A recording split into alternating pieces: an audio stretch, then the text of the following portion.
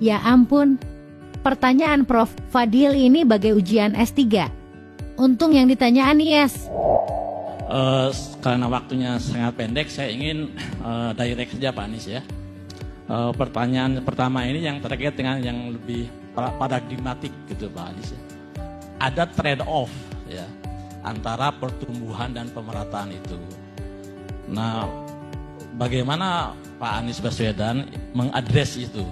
Apakah akan mengsacrifice mungkin lower growth for the sake of better equality, atau akan mencoba mempertahankan pertumbuhan yang cukup tinggi disertai dengan pemerataan yang semakin baik.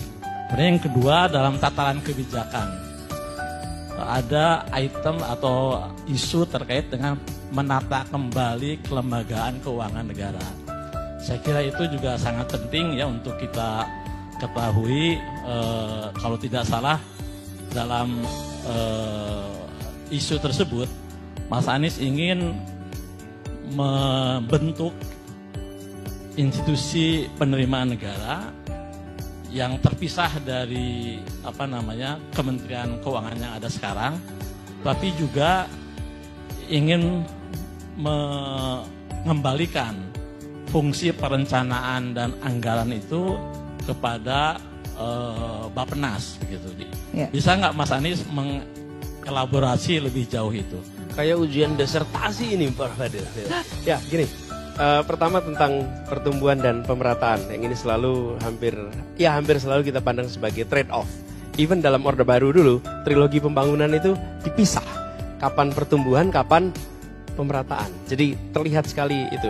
Nah, kami melihat sesungguhnya sekarang kita sudah pada fase di mana itu mudah-mudahan bisa dikerjakan bersamaan. Apa langkah-langkahnya? Pertama, menurut saya, membangun pusat-pusat pertumbuhan perekonomian, kota-kota kecil menjadi menengah, menengah menjadi besar di berbagai wilayah Indonesia. Dalam hitungan kami minimal ada 14 kota yang harus dikerjakan, kota menengah menjadi kota besar, dan kota kecil menjadi kota yang besar. Jadi pusat-pusat pertumbuhan khususnya di luar Jawa itu didorong. Kemudian ada keseriusan pengembangan UMKM menjadi bagian dari mata rantai pasok bisnis korporasi. Jadi itu secara struktural diatur dengan regulasi sehingga mata rantai itu terjadi. Ketiga, kita harus lanjutkan hilirisasi sambil dorong reindustrialisasi yang teman-teman ekonom sering ungkapkan berkali-kali. Reindustrialisasi yang ini mudah-mudahan akan bisa menciptakan lapangan pekerjaan minimal 15 juta lapangan new employment di periode 5 tahun ke depan.